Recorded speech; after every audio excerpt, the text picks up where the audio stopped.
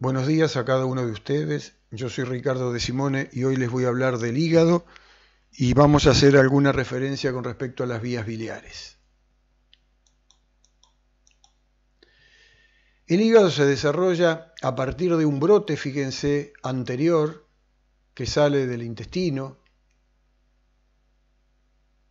que tiene una parte inferior que va a dar origen al colédoco, al cístico y a la vesícula biliar, y una parte superior, el brote hepático, que va a crecer hacia el septum transverso donde se va a desarrollar el hígado.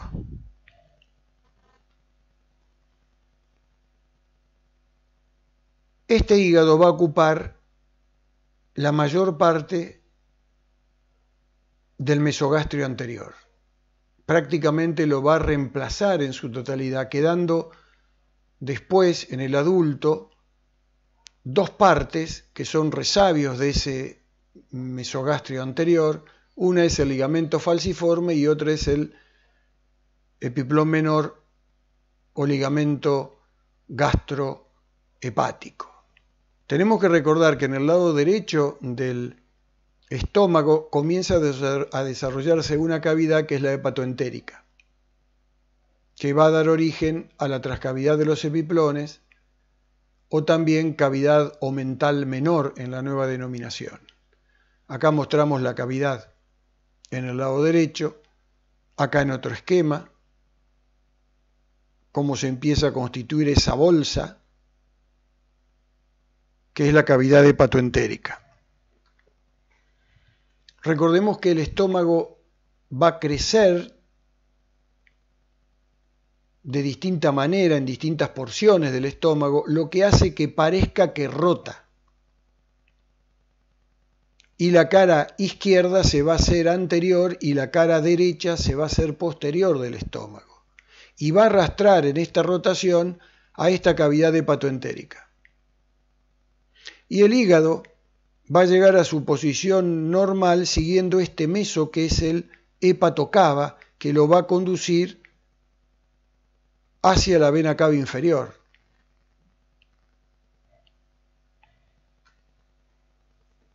Acá mostramos cómo el hígado se está introduciendo en ese meso hepatocava, está transitando ese meso hacia su conexión con la vena cava inferior y el desagüe de las venas hepáticas en la vena cava inferior. Y aquí las mostramos. Por eso las venas suprahepáticas o hepáticas de la nueva denominación no están cubiertas por peritoneo. No están cubiertas por peritoneo.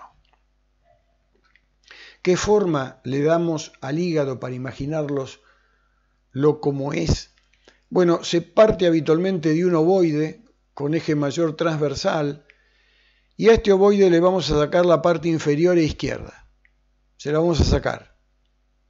Y entonces queda más o menos la forma del hígado, fíjense. Más desarrollado a la derecha, lo que constituye el lóbulo derecho, menos desarrollado a la izquierda, lo que constituye el lóbulo izquierdo. ¿Dónde lo situamos al hígado? Si consideramos el abdomen cerrado, la división topográfica del abdomen cerrado, el hígado ocupa el hipocondrio derecho, el epigastrio y el hipocondrio izquierdo. Fíjense que está protegido, podemos decir así, en su mayor parte por la parrilla costal, por esa forma abovedada que tiene el diafragma. Se encuentra el hígado en esa región que se denomina tóraco-abdominal. Y en el abdomen abierto ocupa el sector supramesocólico, es decir, por encima de la raíz transversa del mesocolon transverso que está dividiendo la cavidad del abdomen abierto en un sector supramesocolónico y un sector inframesocolónico. El hígado está en el supramesocolónico, que también lo podemos denominar de otra manera. Como está por debajo del diafragma, fíjense, esta región también se denomina subfrénica. Y fíjense que está ocupada principalmente por el hígado, pero también por el estómago y escondido atrás en el hipocondrio izquierdo por el vaso. Y uno le puede dar celdas a esta región subfrénica. La celda hepática, la celda gástrica y atrás la celda esplénica. En cuanto a las caras que le podemos dar al hígado, podemos decir que tiene una gran cara diafragmática para acordarnos que se relaciona con el diafragma. Miren. Esta cara diafragmática tiene una parte anterior, una parte superior y una parte posterior, todo relacionado con el diafragma. Y una cara visceral, que se va a relacionar con vísceras abdominales. Esta cara visceral es la cara inferior. Y esta cara diafragmática la podemos separar en una parte anterosuperior y una parte posterior. En esa cara anterosuperior encontramos el ligamento falciforme, dependencia del peritoneo. Es una parte que quedó de ese mesogastrio ventral que no se reabsorbió y que está uniendo, fíjense, el hígado al diafragma. Ligamento falciforme o también denominado suspensorio, que fíjense que se prolonga a través del ligamento redondo y va a llegar al ombligo. Este ligamento falciforme divide el hígado en dos partes, una parte derecha, que es el denominado lóbulo derecho, y una parte izquierda, que es el lóbulo izquierdo. Fíjense que el lóbulo derecho de mayor dimensión que el lóbulo izquierdo. La cara posterior, que también se relaciona con el diafragma, no tiene peritoneo. No tiene peritoneo.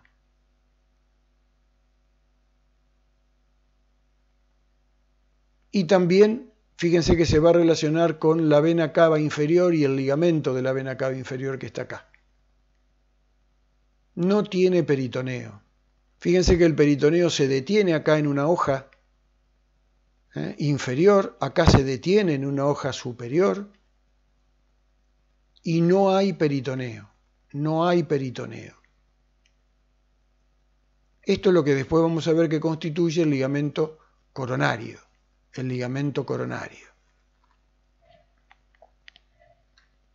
Y una cara inferior en donde encontramos algunos surcos, dos surcos longitudinales, o si se quieren, anteroposteriores. Uno izquierdo, representado por el ligamento redondo adelante y atrás por el ligamento venoso o surco de Arancio, del ligamento de Arancio, y a la derecha por el surco donde está la vesícula biliar o fosa cística, prolongado hacia atrás hacia la vena cava inferior. Surco derecho, surco izquierdo. Y la parte transversa está representada por el hilio hepático. Eso constituye más o menos un H mayúscula, fíjense, para acordarse. Por delante del hilio hepático, entre la vesícula y el ligamento redondo, el lóbulo cuadrado, de la vieja denominación, el lóbulo cuadrado. Por detrás del hilio hepático, entre la vena cava y el ligamento venoso o ligamento de Arancio, el lóbulo de Spiegel. O, aunque hay que recordar que actualmente al lóbulo de Spiegel se le dan también una porción precava y una paracava. Pero no importa, acuérdense que este es el lóbulo de Spiegel o lóbulo caudado, es lo mismo. A la izquierda del surco izquierdo encontramos el lóbulo izquierdo,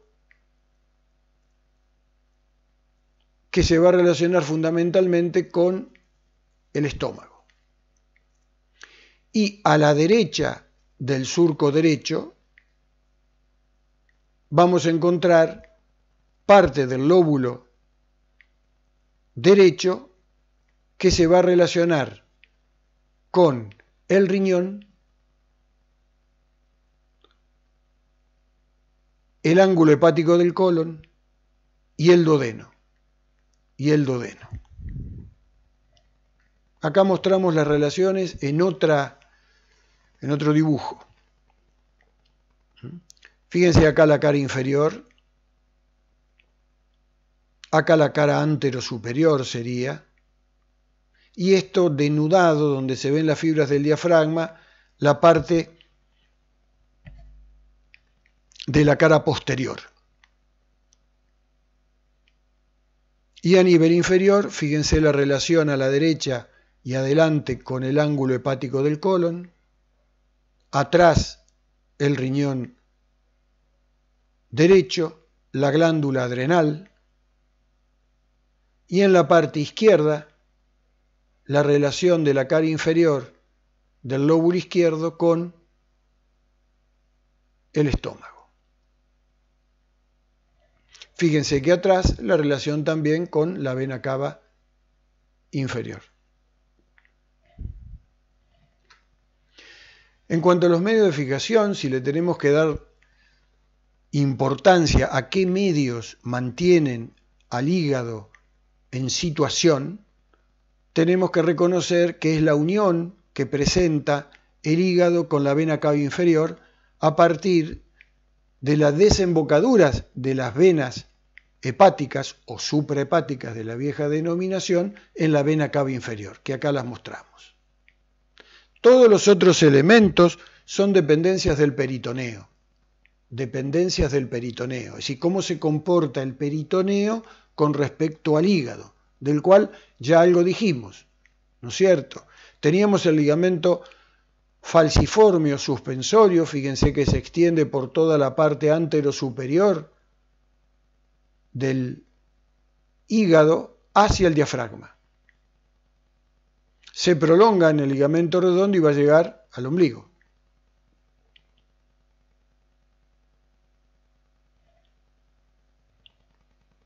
Pero podemos cortar el ligamento suspensorio y el hígado va a quedar siempre en la misma posición. En la parte posterior tenemos el ligamento coronario, que brinda un poco más de fijación, porque acá es una zona que no tiene peritoneo. Fíjense que hay una hoja superior, una hoja inferior, en el medio no hay nada.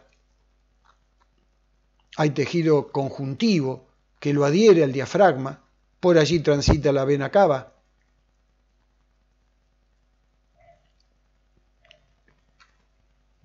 Acá mostramos el ligamento coronario. Fíjense que el peritoneo rodea al hígado por la cara anterior, por la cara superior, llega atrás y se refleja acá. Y por abajo pasa lo mismo. Miren, acá está cubriendo el estómago, este es el epiplón menor, va por la cara inferior y cuando llega a la cara posterior del hígado, también se refleja a distancia de la hoja superior, quedando acá una zona donde no hay peritoneo, hay tejido conjuntivo que lo adhiere al diafragma.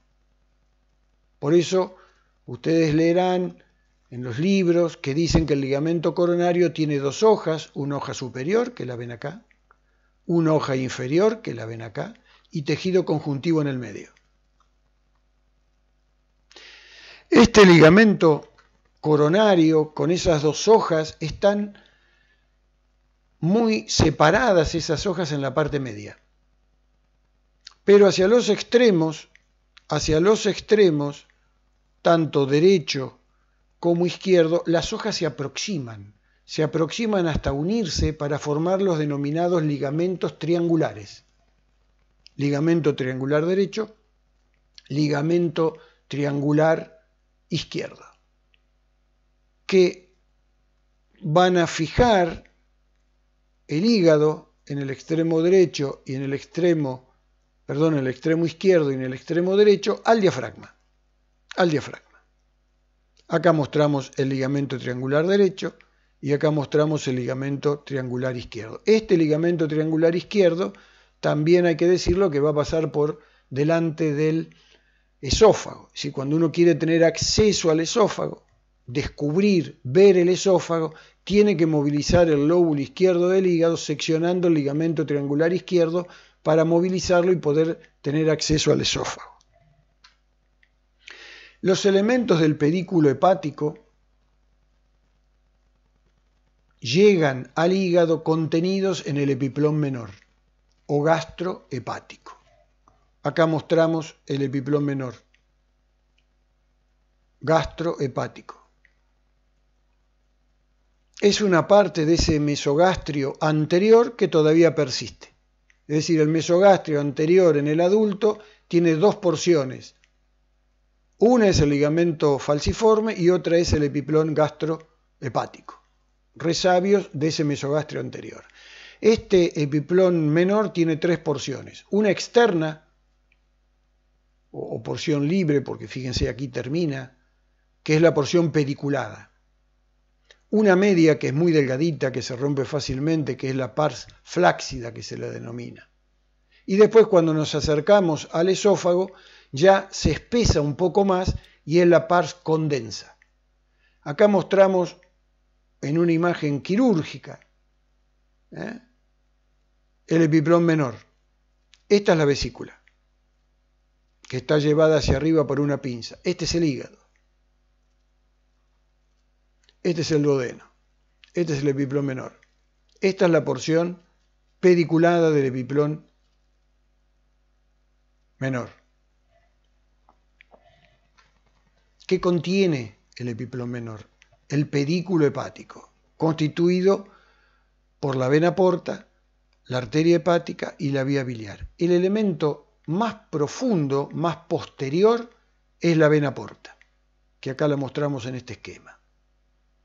Por delante de la vena porta y a la izquierda se encuentra la arteria hepática. En un esquema la ponemos acá, la arteria hepática, adelante y a la izquierda. Y adelante de la vena porta y a la derecha la vía biliar. La vía biliar principal. En el esquema la ponemos acá. Todos estos elementos envainados por las hojas del epiplón menor. Esta es la porción pediculada del epiplón menor. Y cuando estas estructuras se acercan a la cara inferior del hígado, tenemos que decir también que están rodeadas de una vaina fibrosa que se conoce genéricamente como la placa iliar. La placa iliar, que engloba, fíjense, a elementos portales, arteriales hepáticos y a la vía biliar. Tiene distintas porciones. Una, la iliar, la que está justo en el ilio, que fíjense que se prolonga en las distintas divisiones que después se va a ver en la segmentación hepática, en los distintos pedículos portales, rodeándolos. Si dentro de esta vaina siempre vamos a encontrar una arteria, una vena y la vía biliar. Después tenemos una placa que está a la altura de la vesícula, que es la placa vesicular o cística, y después la placa umbilical que está a la altura de la porción umbilical, podemos decirlo así, de la vena porta. Acá mostramos el ilio hepático. Fíjense entre ese surco derecho y el surco izquierdo, la parte transversal, el ilio hepático. El elemento posterior, la vena porta. Por delante y a la izquierda, la arteria hepática. Y por delante y a la derecha, aunque acá está traccionado hacia arriba, la vía biliar. Estos elementos, fíjense que cuando llegan al ilio hepático se dividen, los tres elementos. El que antes se divide es la arteria hepática. Después le sigue la división de la vena porta. Y después la división de la vía biliar. Siempre en una rama derecha y una rama izquierda. Fíjense que la rama izquierda, el conducto hepático izquierdo, es más largo que el derecho, que suele ser muy cortito. Siempre el largo del derecho es el ancho del lóbulo cuadrado. Es el ancho del lóbulo cuadrado.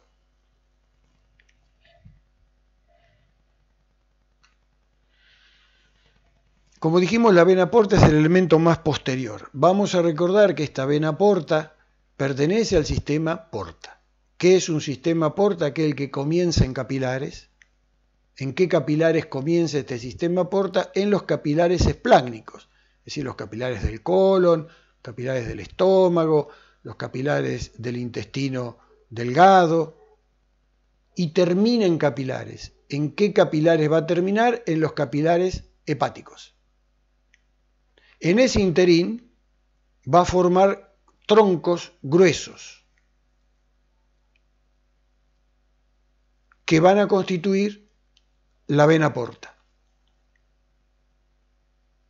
Esta vena porta está constituida por la vena mesentérica superior o mesaraica mayor, por la vena mesentérica inferior o mesaraica menor y por la vena esplénica. Habitualmente esta vena mesentérica inferior o mesaraica menor desemboca, se une antes a la vena esplénica constituyendo un pequeño tronco acá que se denomina espleno-mesaraico,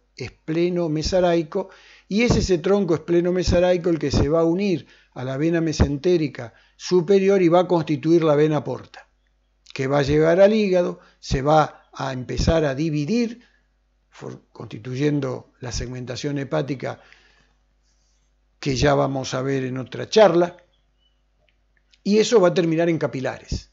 Por eso decimos que comienza en capilares espláncnicos y termina en capilares hepáticos. Esta formación de la vena porta, fíjense que se realiza detrás del páncreas. Vena esplénica, vena mesentérica inferior, vena porta. Este es el tronco espleno-mesaraico. Acá vemos por detrás, este es el duodeno, la formación de la vena porta. Vena mesentérica superior, el tronco espleno-mesaraico. Vena esplénica, vena mesentérica inferior. El otro elemento del pedículo hepático es la arteria hepática, que es rama del tronco celíaco. Acá mostramos el tronco celíaco, que da habitualmente 3 ramas: la esplénica, la coronaria estomáquica o gástrica izquierda, que suelen nacer del tronco, y la hepática. Esta hepática tiene una primera porción, fíjense, horizontal, acá suprapancreática, que se extiende aproximadamente hasta la primera porción del duodeno, donde da una arteria que es esta que está acá, que es la gastroduodenal, y acá cambia de dirección, se hace vertical.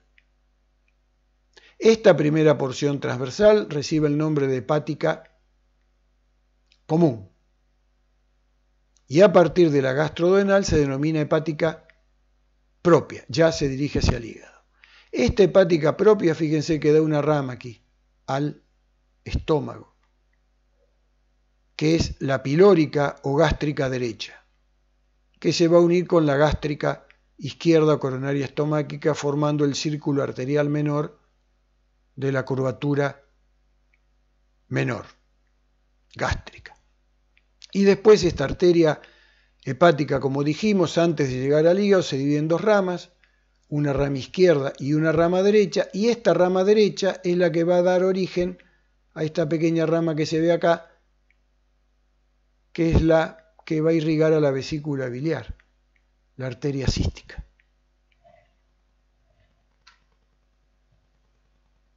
Y la vía biliar tiene un recorrido inverso, es decir, estas estructuras que acabamos de ver, la vena porta, la arteria hepática, están llevando sangre al hígado. La vena porta en mayor cantidad, con menor concentración de oxígeno, porque viene del intestino. Y la arteria hepática dando una menor cantidad de sangre, pero sangre arterial, con mayor cantidad de oxígeno. La vía biliar, el recorrido es distinto porque es la que conduce bilis desde el hígado hacia la segunda porción duodenal. Y acá reconocemos una porción que está dentro del hígado, que no la vemos si no hacemos algún estudio especial, que es la vía biliar intrahepática. Este es el borde, representaría el borde hepático. Y una vía biliar extrahepática. La vía biliar extrahepática la podemos dividir en una vía biliar principal y una vía biliar accesoria. ¿Cuál es la vía biliar principal? Está representada por el hepático derecho, el hepático izquierdo, que se unen y forman el hepático común. Este conducto hepático común, después de recibir al conducto cístico que proviene de la vesícula biliar, recibe el nombre de colédoco, que va a terminar llevando la bilis a la segunda porción del duodeno. Habitualmente se va a unir al conducto principal pancreático, que es el de Wirsum, para formar lo que se denomina el canal común.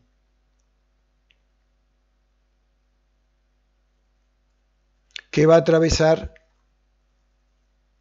la pared duodenal, constituyendo la papila o carúncula mayor duodenal, y esta porción terminal está rodeada de un esfínter que es el esfínter de Oddi.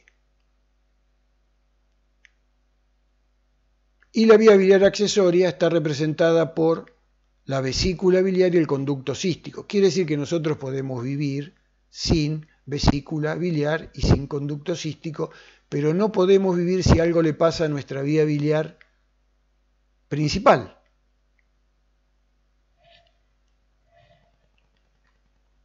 Los linfáticos. Hay linfáticos superficiales y linfáticos profundos. Acá mostramos un esquema por la cara anterior y superior y por la cara inferior de estos linfáticos superficiales, que fíjense que fundamentalmente van los del territorio derecho hacia arriba, hacia los supradiafragmáticos. En menor proporción los inferiores se van hacia el ilio, hacia los ganglios ciliares. Los del sector medio, que están a derecha e izquierda del ligamento falciforme, fíjense, también van hacia arriba, hacia los supradiafragmáticos, y también hacia abajo, hacia los del ilio. Y acá lo mostramos en otro esquema. Los más inferiores van hacia los ganglios celíacos y los ganglios ciliares, los superiores van a los frénicos, a los que están detrás del apéndice sifoides, por encima del diafragma, y también a los paracardíacos, es decir, que están a los costados del cardias. Y los linfáticos profundos, dos vías. Hacia arriba, vías ascendentes que siguen las venas hepáticas, y hacia abajo, vías descendentes que siguen fundamentalmente las ramas de la vena porta. Un esquema para acordarse los linfáticos, fácil. Un corte del hígado sagital, acá representados los ganglios ciliares, los ganglios suprapancreáticos y los ganglios que están por encima del diafragma, ¿Y hacia dónde van estos linfáticos? Hacia los ganglios ciliares, los suprapancreáticos, los supradiafragmáticos y también son supradiafragmáticos estos que están acá detrás del apéndice sifoides. Los nervios. Bueno, los nervios provienen del vago, del plexo celíaco, plexo solar, y también algunos sostienen que también recibe por detrás alguna ramita del nervio frénico. Alguna ramita del nervio frénico. Lo cierto es que, fíjense, en este esquema mostramos en realidad lo complejo de esta inervación. Fíjense la cantidad de filetes nerviosos y cómo están anastomosados entre sí, formando verdaderos plexos. Y acá tenemos el vago anterior, que va a dar el gastrohepático, y el vago posterior que se va al plexo celíaco o solar. Fíjense que hay dos plexos. Entonces, un plexo anterior, que lo podemos denominar de acuerdo a la situación como paraarterial, es decir, está donde está la arteria hepática.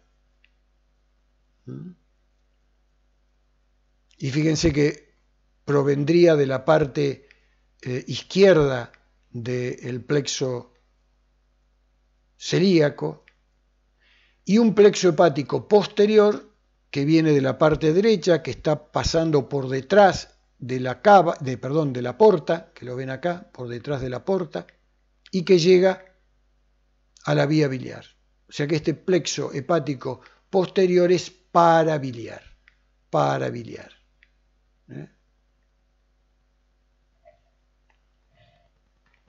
Acá vamos a mostrar un poco los preparados. Fíjense que esto está abierto, acá está el diafragma, este es el diafragma, fíjense acá un poco se ve el pulmón, este es el hígado, el ligamento falciforme acá lo cortaron un poco porque cortaron un poco el diafragma, pero fíjense que se está prolongando en el ligamento redondo que está acá, el lóbulo izquierdo, el lóbulo derecho, acá está la vesícula. Bueno, acá abajo está el colon, que para mi gusto tiene muy pocas austras, pero créanme que es el colon. Y acá está el estómago. Esto es parte del ligamento, esto que está acá, si uno traccionase del estómago, del epiplón menor. Esto es parte del epiplón mayor, o gastrocólico. Acá mostramos otro corte, es un corte frontal, o coronal también denominado. Fíjense que acá está el corazón, acá está el diafragma. Fíjense cómo se forma la cúpula diafragmática. Acá está el hígado. El ligamento falciforme, que se continúa acá con el ligamento redondo, lóbulo izquierdo, lóbulo derecho, acá está la vesícula, acá está el colon, fíjense que está ocupando la parte supra-mesocolónica, o gran territorio subfrénico, Acá mostramos un hígado explantado, sacado de su sitio habitual. Acá tenemos el ligamento redondo, parte del ligamento falciforme. Esta es la zona sin peritoneo, donde uno tiene acceso a las venas hepáticas. Y acá en el extremo un poco el ligamento triangular izquierdo. Lóbulo derecho, lóbulo izquierdo, acá está la vesícula. Acá lo vemos por detrás. Fíjense que esta zona no tiene peritoneo, fíjense que esta zona está brillante y acá no.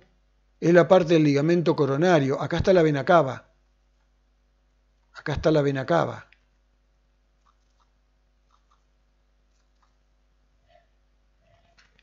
Lo vemos por la cara inferior. Fíjense el surco derecho, desde la vesícula a la vena cava.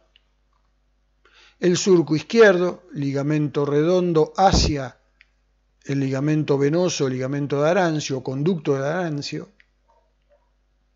Y lo que une esos dos surcos longitudinales, el surco transverso donde está el ilio del hígado, ¿no? La vena porta, el elemento más posterior, la vía biliar y la arteria hepática. Por delante del surco transverso, por delante del ilio, el lóbulo cuadrado, entre vesícula y ligamento redondo. Por detrás del surco transverso, el lóbulo caudado o lóbulo de Spiegel.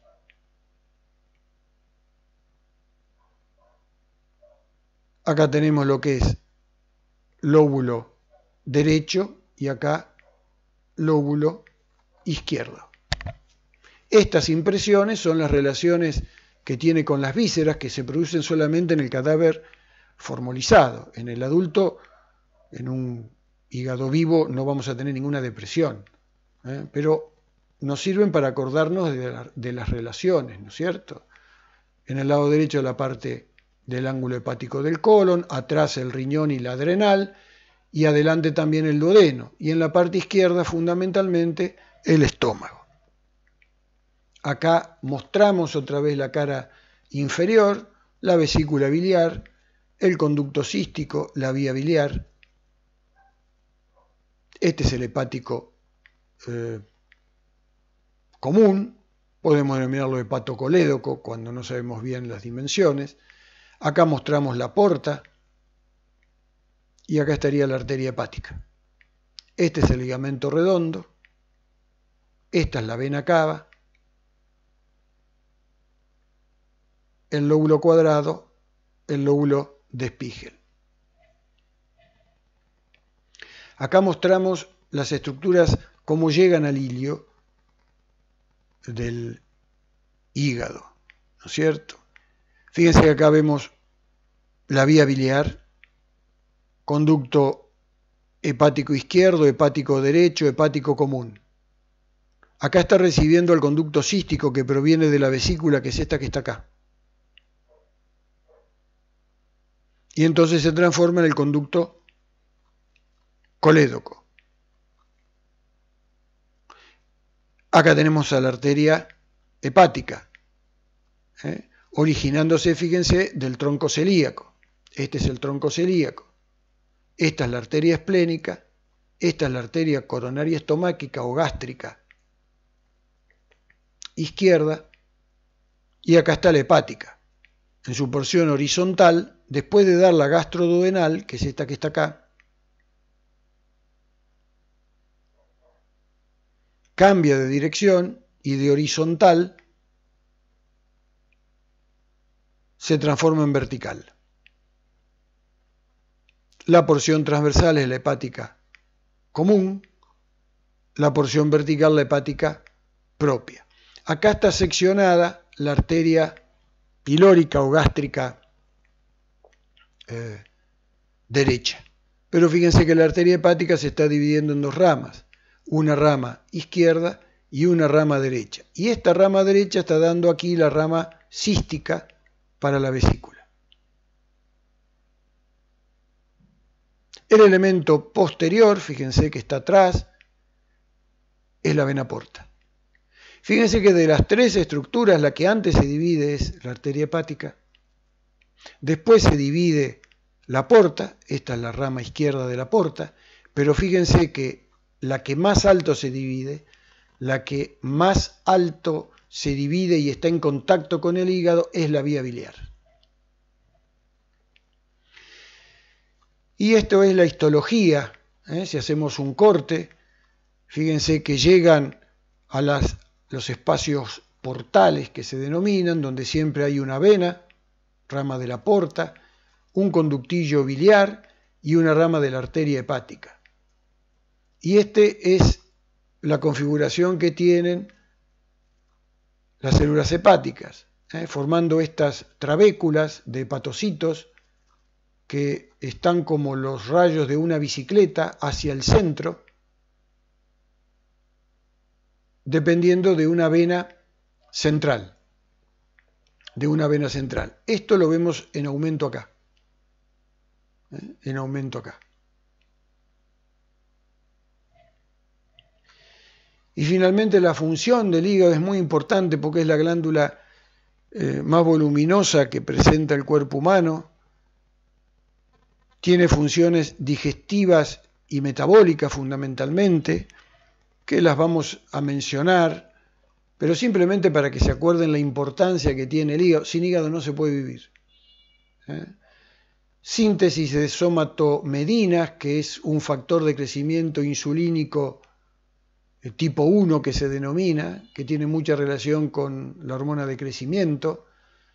Sintetiza y segrega bilis, sintetiza glucógeno y también es reserva de glucógeno el hígado, reserva de lípidos, mantiene las concentraciones normales de glucosa, de aminoácidos y de ácidos grasos, sintetiza nutrientes y también convierte algunos nutrientes en otros nutrientes. Sintetiza y libera colesterol. Es la fábrica de colesterol que va unido a proteínas que lo transportan. Inactiva toxinas. Almacena hierro y almacena proteínas solubles en grasa, liposolubles.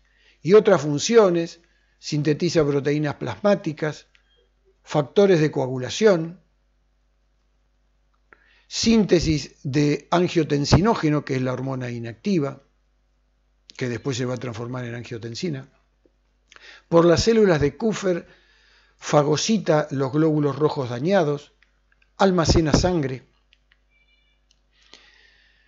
absorbe y descompone hormonas e inmunoglobulinas circulantes y también absorbe e inactiva drogas solubles en lípidos.